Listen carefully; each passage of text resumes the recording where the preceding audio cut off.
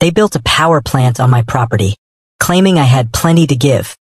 But they never expected I'd use their own flawed engineering against them when I flooded their homes with my diverted spring water. How would you react if your neighborhood HOA stole your natural resources right from under your feet? I froze mid-sip of my morning coffee as the sound of machinery broke through the peaceful chirping of birds. Someone was on my property. Not just someone, a whole team of people in matching polo shirts and hard hats, walking around with measuring tools and clipboards. My peaceful 5 acres with its natural spring had been my sanctuary for 15 years. I'd bought this land specifically because it was outside city limits, with just enough HOA oversight to keep property values stable but not enough to be intrusive. Or so I thought. I marched outside, still in my slippers, not bothering to grab a jacket despite the autumn chill. "Hey, what do you think you're doing?" A woman with platinum blonde hair pulled into a severe bun turned to face me. She wore an expensive-looking cream pantsuit that seemed impractical for tramping through wet grass, and her smile didn't reach her eyes. "Good morning, Mr. Reynolds. I'm Veronica Miller, the new president of Riverstone Gardens Homeowners Association." She extended a manicured hand, which I pointedly ignored. "You're trespassing on private property," I said, crossing my arms. Veronica's smile tightened. "Actually, we're conducting an authorized survey of community water resources. Your spring has been identified as an untapped asset that could benefit everyone." "Untapped asset? This is my land. My water." I gestured around us. "I never authorized any survey." She pulled out a tablet and showed me a document. "According to Section 12, Paragraph 7 of the HOA charter you signed when purchasing this property, natural resources falling within community boundaries may be accessed for projects benefiting the collective membership." I squinted at the fine print I'd clearly overlooked 15 years ago. "This can't be legal." "Oh, it's perfectly legal," Veronica assured me. "Your spring produces approximately 90 gallons per minute. A single household only needs about 30 gallons per day. You have plenty to give." My neighbor Ted Johnson wandered over from his adjacent property, looking confused. "What's going on, Dave?" Before I could answer, Veronica stepped forward. "The HOA is planning an exciting new community improvement project. We're going to harness Mr. Reynolds' spring to create a beautiful water feature in the community park and generate clean electricity with a small hydroelectric system." Ted's eyebrows shot up. "On Dave's land. Community resources benefit the community," Veronica replied smoothly. "Your monthly fees will decrease once we're generating our own power." I watched Ted's face change as the financial benefit registered. This was how they'd sell it to everyone: lower fees in exchange for stealing my water. "You can't just take—" I started, but Veronica cut me off. "We're not taking anything, Mr. Reynolds. The water will still flow through your property. We're simply utilizing an excess resource more efficiently." She gestured to a man with a digital camera who was photographing my spring. "Our engineers estimate we can generate enough power to offset 30% of community electricity costs." I never agreed to this. My voice sounded hollow even to my own ears. "You did when you signed your HOA agreement." Veronica's tone turned condescending. "We'll send official notification of the project timeline soon. Construction begins next Monday." With that, she turned and walked away, her team falling in line behind her like obedient ducklings. I stood there, fists clenched, as Ted shifted uncomfortably beside me. "Sorry, Dave," he muttered, "but cheaper electric bills would help a lot of folks around here." I spent the rest of the day in a fog, pulling out my original property documents and HOA agreement. The language was there, buried in legal jargon. Natural resources could be utilized for community benefit. But surely they couldn't just build whatever they wanted on my land? That evening, an email arrived with official notice. The Riverstone Gardens Community Enhancement Project would include minimal disruption to my property while installing water diversion equipment, a small reservoir, and hydroelectric turbines. Construction would take approximately 6 weeks. I immediately tried calling the HOA office, but it was after hours. My call to Veronica went straight to voicemail. I contacted 3 different lawyers, all of whom said they'd need to review my documents before advising me. The earliest appointment I could get was 4 days away, after construction was set to begin. Sleep evaded me that night. I tossed and turned, imagining bulldozers tearing up my backyard, the peaceful sound of my spring replaced by humming machinery. This land was more than property to me. It was where I'd scattered my late wife's ashes beneath her favorite magnolia tree. The thought of construction crews trampling through that sacred space made my blood boil. At dawn, I grabbed my phone and started taking photos and videos of my untouched property. The spring in its natural state, the wildlife that depended on it. I needed documentation of the before. While walking the property line, I noticed something odd. Survey stakes had been placed well beyond what I understood to be my spring area. They extended nearly 50 feet into what was definitely my personal garden space. When I called the county assessor's office to verify my property boundaries, the clerk sounded confused. "We show the spring area as designated green space now," she said. "It was rezoned last month." "That's impossible," I protested. "I never received any notification of rezoning. The notification would have come from your HOA, not our office," she explained. "According to our records, they held the required community meeting and vote 4 weeks ago. I'd received no notice, attended no meeting, participated in no vote." When I asked my immediate neighbors that afternoon, none of them recalled any meeting about rezoning my property either. Ted looked guilty. "I did get something in the mail about a community improvement project, but I figured it was just another garden committee thing. I recycled it without reading the details." 3 other neighbors said the same. They'd received thick envelopes full of HOA paperwork, most of which they'd discarded unread. Veronica had buried the rezoning notice deliberately, counting on homeowner apathy to push through her plan without resistance. As the sun set on my beloved spring, I watched a family of deer take their evening drink, unaware that their peaceful haven would soon be destroyed. A profound sense of violation washed over me. This wasn't just about water rights. It was about power, manipulation, and the slow erosion of individual autonomy in the face of collective greed. The HOA thought they could steamroll over me because I lived alone, a quiet widower unlikely to cause trouble. They assumed I had plenty to give and wouldn't fight back. They were about to learn how wrong they were. Dawn broke with the jarring beep beep beep of construction vehicles backing up. I'd barely slept, having stayed up past midnight organizing my documents and researching property law online. Now, peering through my kitchen window, I counted 3 large trucks, a small bulldozer, and about a dozen workers in fluorescent vests gathering at the edge of my property. My hands shook as I poured coffee into a travel mug. The lawyer wasn't scheduled until tomorrow, but waiting wasn't an option anymore. I threw on a jacket and grabbed my phone, already recording video as I approached the work crew. "Morning," I called out, trying to keep my voice steady. "I need to speak with your foreman." A burly man with a salt and pepper beard stepped forward. "That'd be me, Rick Davis." He didn't offer his hand. "I'm Dave Reynolds. This is my property, and I have not authorized any construction here." Rick looked uncomfortable. "Sir, we have permits and authorization from the Riverstone Gardens HOA. All the paperwork's in order." "May I see these permits?" I kept recording as he reluctantly handed over a folder. The permits looked official with county stamps and signatures, but something caught my eye. The property description didn't match my deed. According to these documents, the spring area had been community property all along. "This is incorrect," I said, pointing to the discrepancy. "I have the original deed showing this entire area belongs to me. You've been given falsified documents." Rick frowned, clearly not wanting to be caught in the middle. "Look, Mr. Reynolds, I just go where they tell me and build what's on the plans. You need to take this up with whoever hired us." "And who exactly hired you?" "The HOA directly." "No, sir. We're subcontracted through Milestone Development.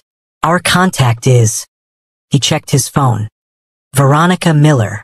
A sleek black SUV pulled up, and speak of the devil, Veronica stepped out, today dressed in tailored black pants and a red blazer that screamed authority. 2 men in suits followed her, one carrying a leather portfolio. "Mr. Reynolds," she said with a tight smile. I see you're interfering with scheduled work. This work is based on fraudulent documents, I replied, still recording.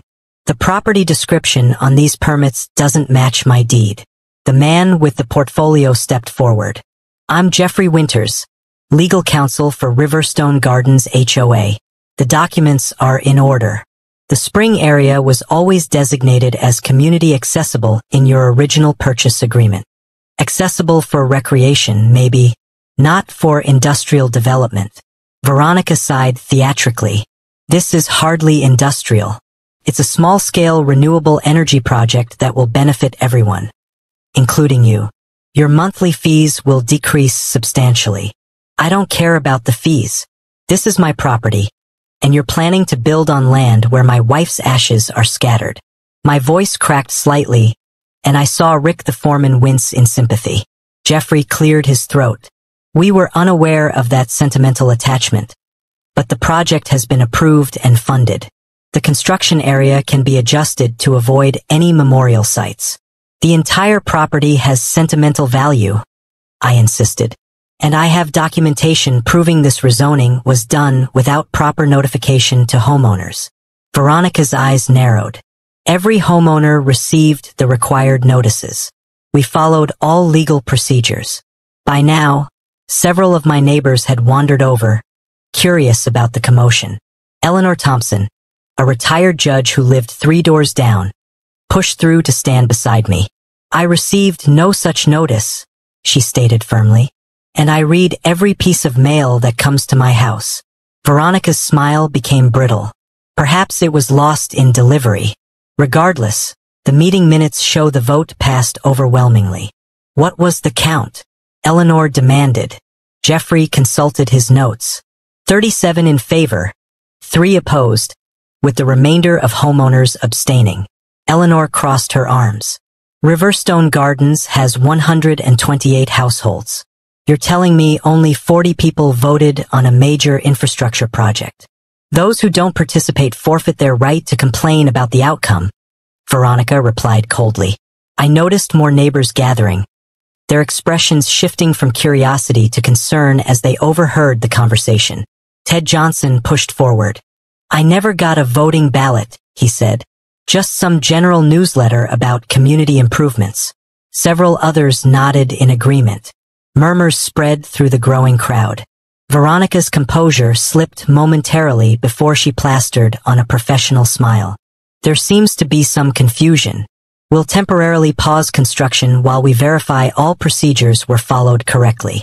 She turned to Rick.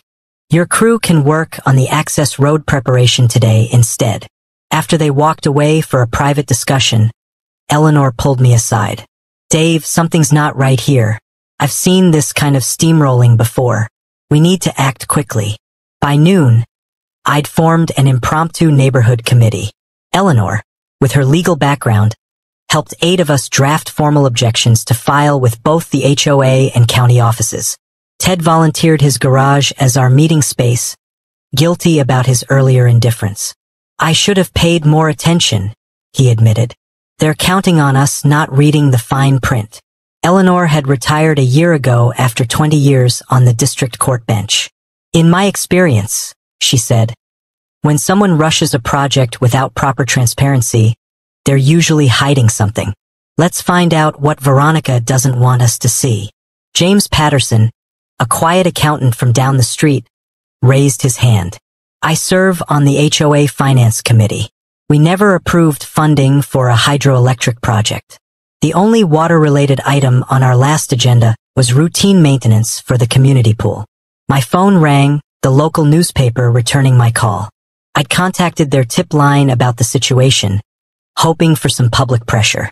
The reporter sounded interested, especially when I mentioned the disputed rezoning and the scattered ashes. Just as our meeting wrapped up, a text arrived from an unknown number. Check Milestone Development's other projects and their connections to board members. It was from Rick the foreman, apparently having second thoughts about his role in this. That evening, a certified letter arrived at my door, a cease and desist order prohibiting me from interfering with community improvements and threatening fines of $500 per day for continued obstruction. I was still staring at the letter when Eleanor called. Dave, I've been doing some digging. Milestone Development is owned by Thomas Miller. Miller? Any relation to our HOA president? Her husband. And that's not all.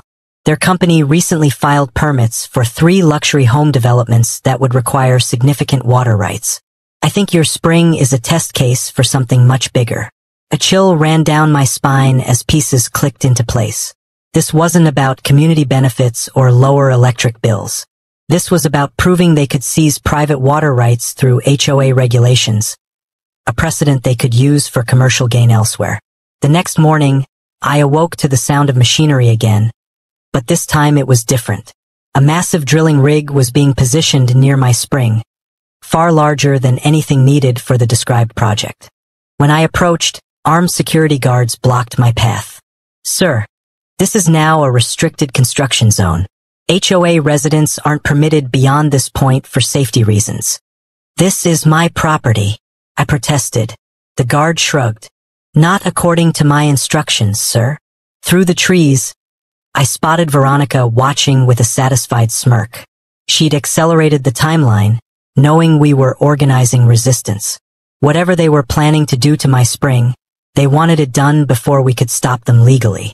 As I retreated to call Eleanor and our newly formed committee, I noticed something alarming. The water level in the spring-fed pond was already dropping, and a thick pipe had been installed overnight leading toward the community property line. They weren't waiting for permits or procedures anymore. They were taking my water right now, counting on legal delays to finish their project before anyone could stop them. What they didn't know was that I had already contacted the State Environmental Protection Office about potential disruption to protected wetlands. They also didn't know that Eleanor had discovered the county commissioner who approved their permits was Veronica's brother-in-law, a clear conflict of interest. But most importantly, they had no idea what else flowed beneath my property, or what would happen when they disturbed the delicate underground water system that had existed here for centuries. As drill bits pierced the earth near my home, I felt a rumble that no one else seemed to notice. The spring wasn't just a surface feature. It was connected to something much larger and more powerful. If Veronica thought I had plenty to give, she was about to learn what happens when nature takes back what's hers. I froze in shock as a huge excavator ripped into my backyard, tearing up the willow trees my grandfather had planted. 2 weeks had passed, and the small community water feature had exploded into an industrial nightmare. My peaceful spring now fed into giant metal pipes. A concrete reservoir bigger than my house dominated the landscape. Day and night, turbines hummed and clicked, making it impossible to sleep without earplugs. Hey, stop that. Those trees aren't part of the plan, I yelled, rushing toward the operator. The worker shrugged. Just following orders from Ms. Miller.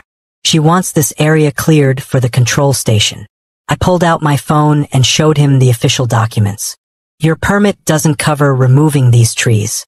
They're protected by the county's Heritage Plant Ordinance. He turned off the engine. Look, I don't want trouble. Let me call my supervisor. While waiting, I snapped photos of the destruction. This wasn't just about water anymore. They were demolishing my family history. The knot in my stomach tightened as Veronica's black SUV pulled up minutes later. She stepped out wearing spotless white shoes that looked ridiculous on a construction site.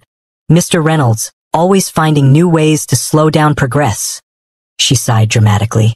Your workers are destroying protected trees outside your permit zone, I stated calmly, though my hands shook with anger.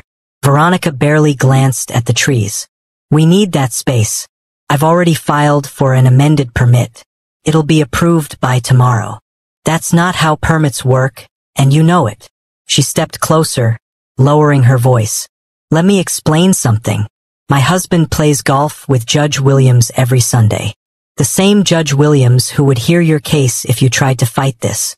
Her smile never reached her eyes. So yes, that is exactly how permits work in Riverstone Gardens. 5 lawyers had already turned down my case. Too complicated, they said. The HOA has strong legal standing. I suspected they feared Veronica's connections more than they doubted my case.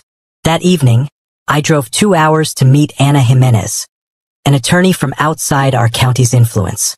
They're definitely operating in a gray area, Anna said, spreading my documents across her desk. These signatures? Half of them look suspicious. And this clause about natural resource utilization was clearly added after the original charter was approved.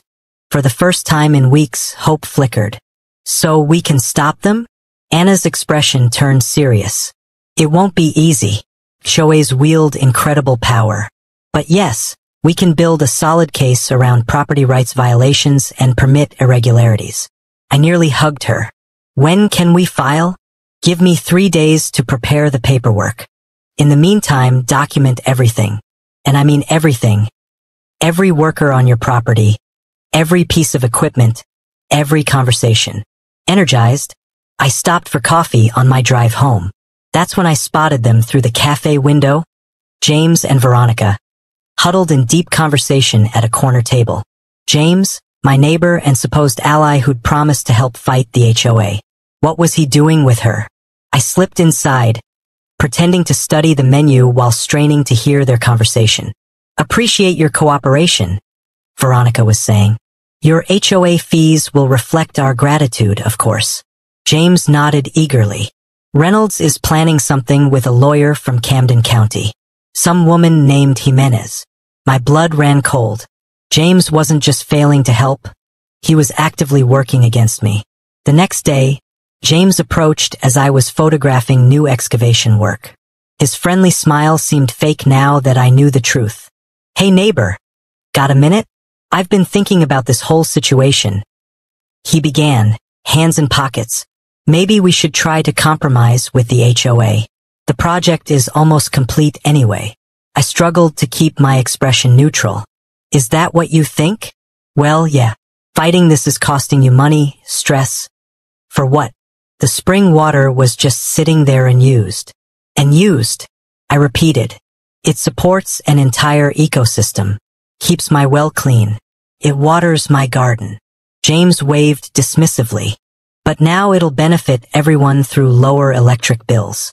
Isn't that better? You sold us out, I replied quietly. How much was your integrity worth, James? A discount on HOA fees. His face flushed red. Don't be dramatic. This isn't just about you. The whole community stands to benefit. Except for those of us who lose our property rights in the process. He walked away muttering about selfish neighbors, loud enough for me to hear. That evening, I spread the water system blueprints across my dining table. Anna had obtained them through a Freedom of Information request. My engineering background was basic, just a few college courses, but enough to understand the fundamentals. Hours passed as I studied the designs. Around midnight, I noticed something odd about the overflow management system. They'd installed a computerized flow control valve that would automatically adjust based on water pressure. But the bypass channel led directly downhill toward Oakwood Drive, where all 7 HOA board members lived. I double-checked my property survey maps against the HOA plans. The engineers had miscalculated the natural water table and groundwater flow. In heavy rain, the system would be under massive pressure. If the main valve failed open rather than closed during high pressure, a common failure mode, the entire system would overflow.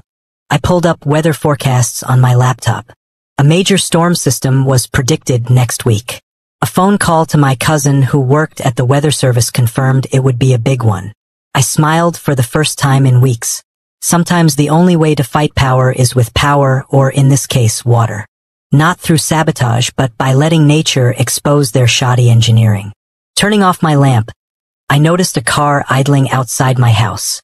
Through the curtains, I could make out Veronica's silhouette in the driver's seat.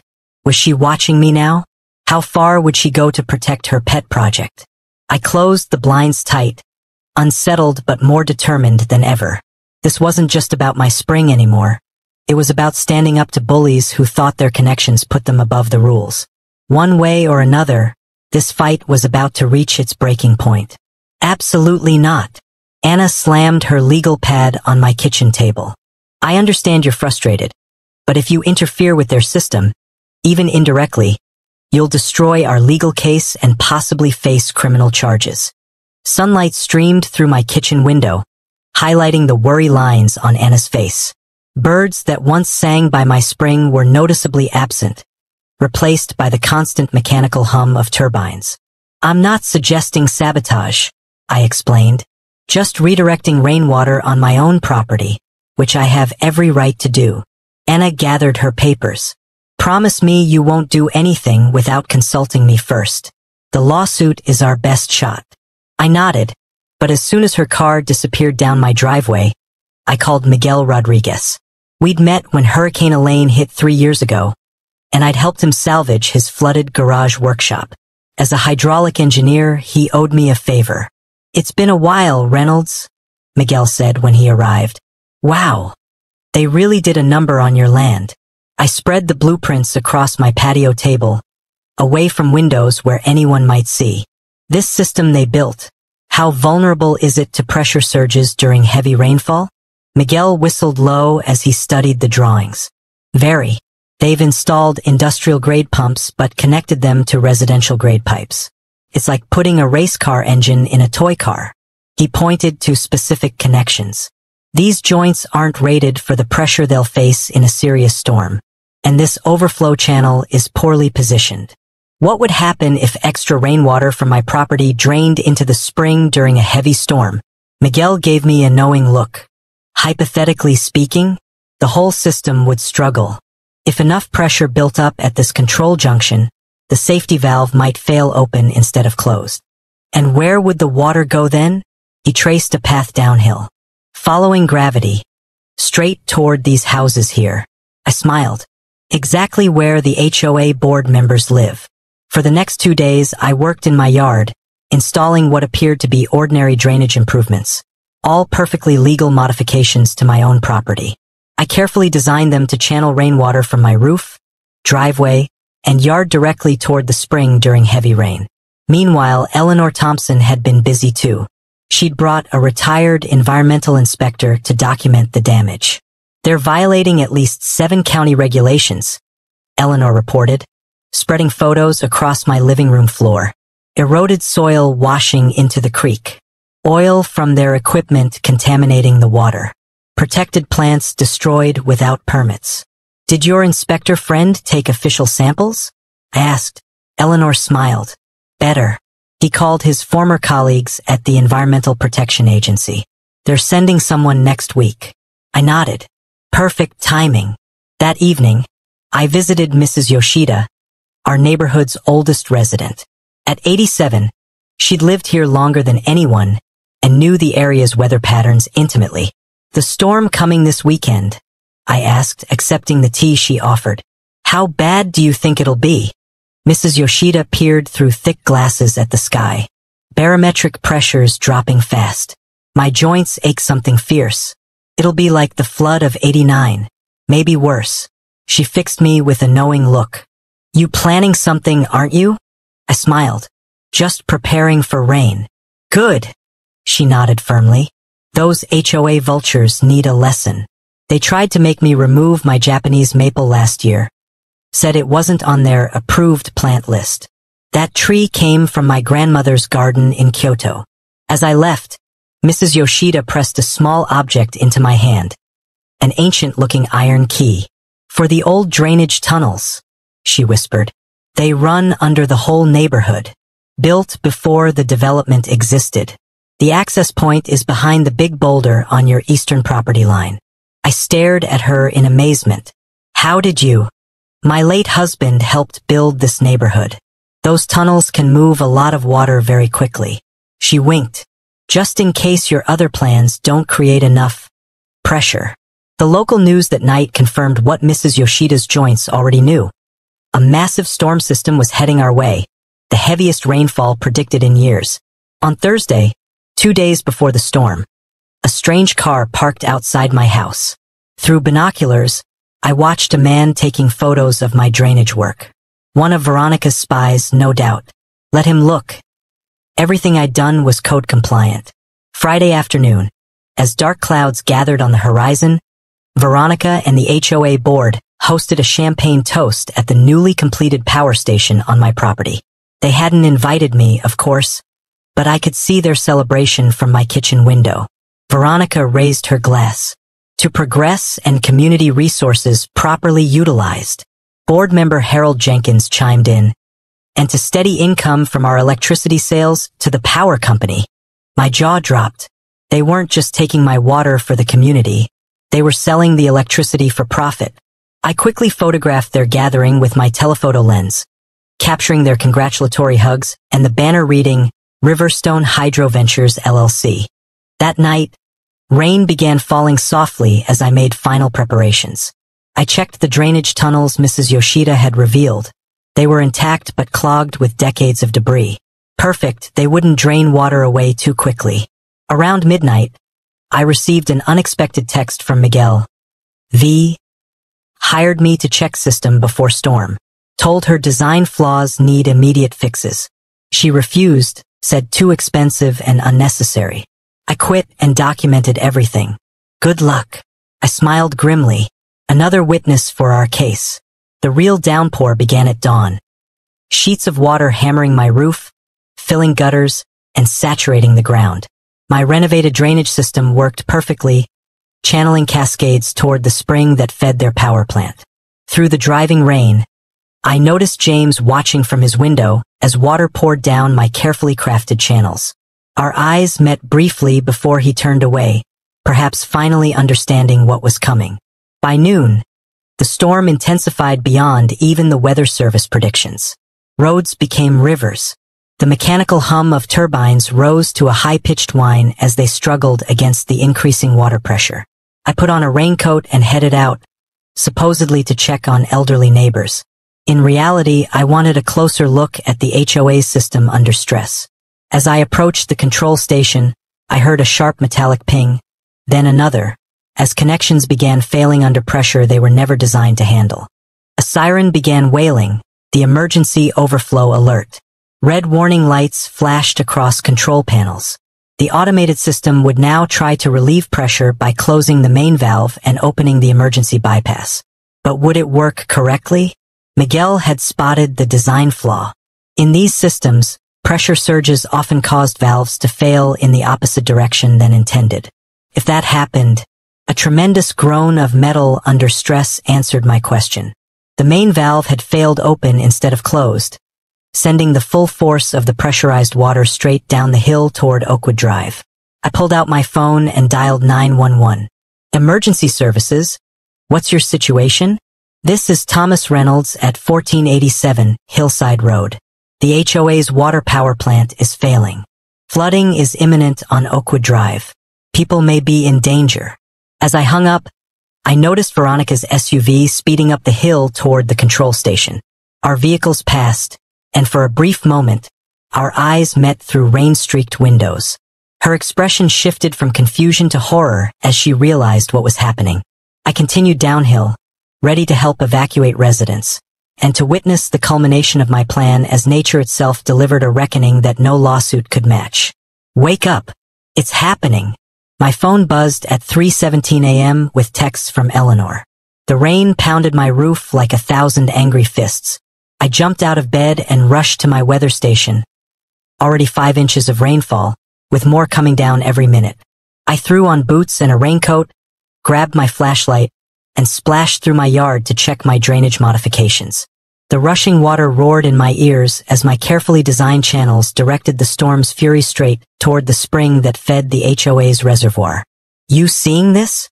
Miguel appeared beside me, drenched despite his rain gear. The reservoir's almost at capacity already. Their sensors should be going crazy right now. We sloshed through mud to higher ground where we could see the HOA's water plant. Red warning lights flashed through the downpour. 2 maintenance workers scrambled around the control panel, clearly panicking. Should we warn them? Miguel asked, wiping rain from his face. I hesitated, watching their frantic movements. They wouldn't listen before. Why would they now? My phone buzzed again, a community alert. Emergency. All Oakwood Drive residents evacuate immediately. Flooding danger. Just then, a horrible groaning sound rose above the storm's roar. The main valve, designed to close during overflows, malfunctioned exactly as Miguel had predicted. Instead of shutting, it opened completely. It's happening. Miguel grabbed my arm. We should get clear. We watched from the hillside as nature took its revenge. The overburdened pipes burst in 5 different places, sending water gushing toward the row of expensive homes where all 7 HOA board members lived. No other houses were in the water's path, just theirs. I dialed 911 immediately. Emergency flooding at Riverstone Gardens. The HOA water project has failed. People might be trapped. As first light broke, I joined rescue efforts. The water had carved a path straight through Veronica's prize-winning garden and into her home. I found her standing in her driveway in pajamas and designer rain boots, screaming into her phone. "This is sabotage," she shrieked when she spotted me. "You did this. I warned your engineers that building on wetlands was dangerous." I kept my voice level while helping an elderly couple from next door into a rescue boat. "I told you my spring could overflow during heavy storms. You ignored every warning." Police Chief Taylor waded through knee-deep water, taking notes. "Mrs. Miller, we've received complaints that this project lacked proper permits. Is that true?" Veronica went pale. "We had all the necessary approvals." "Actually," said Eleanor, appearing with a waterproof folder, "the county never approved diverting natural water sources. I have copies of all permit applications and denials." Veronica lunged for the folder but slipped in the mud, landing face first in filthy water. When she stood up, her perfect makeup streaked down her face like war paint. "This isn't over," she sputtered, pointing a shaking finger at me. I watched calmly as water continued pouring into board members' homes. The reservoir level kept rising despite the burst pipes. If the main dam failed, the damage would be catastrophic. "Everyone clear the area," shouted Fire Captain Rodriguez. "The structure is unstable." As we retreated to higher ground, a tremendous crack echoed across the neighborhood. The reservoir wall bulged, concrete crumbling. "It's going to blow," Miguel yelled. I grabbed a nearby child and ran, hearing the deafening roar of thousands of gallons of water breaking free behind us. Would anyone believe this disaster wasn't my fault? Or would I end up paying for the HOA's greedy mistake? Cameras flashed in my face as I stepped out of the courthouse. "Mr. Reynolds, how does it feel to be vindicated?" A reporter shoved a microphone toward me.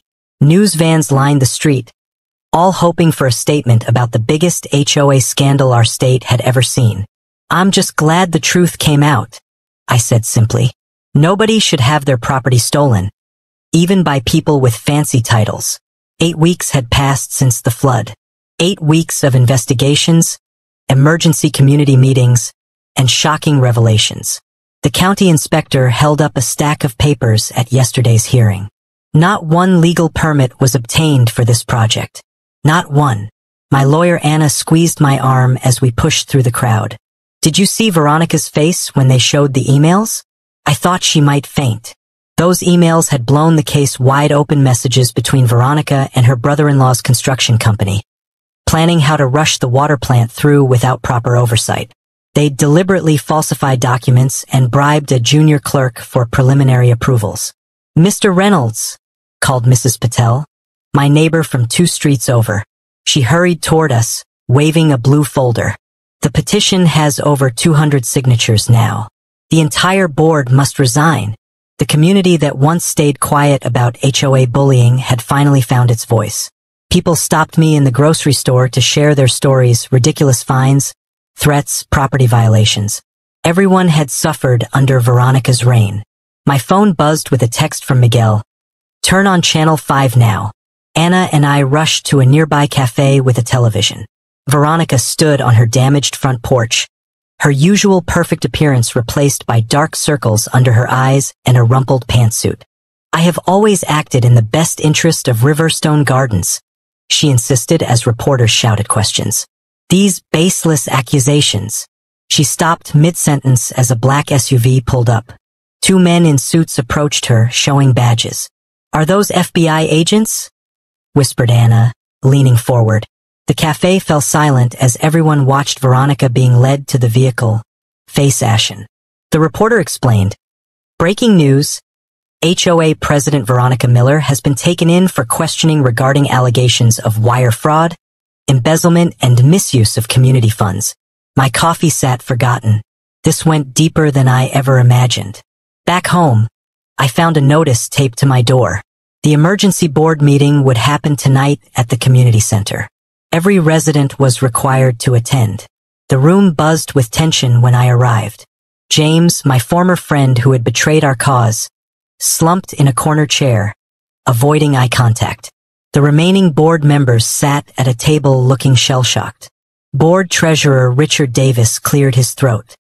In light of recent events, we must address several urgent matters. His voice shook. First, all homeowners affected by the flooding will receive immediate compensation. Second, the water project is permanently terminated. Third, he paused, sweating visibly. The entire board hereby resigns, effective immediately. Cheers erupted around me. Eleanor leapt to her feet, waving the petition. We demand emergency elections and a complete review of all HOA bylaws.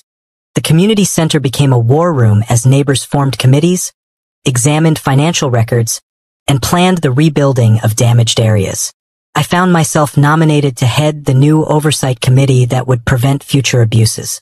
3 days later, workers began dismantling the water plant on my property. I watched them haul away pipes and equipment, exposing my beautiful spring once again. "What will you do with it now?" asked Miguel, standing beside me. I smiled, unfolding architectural plans I'd been working on.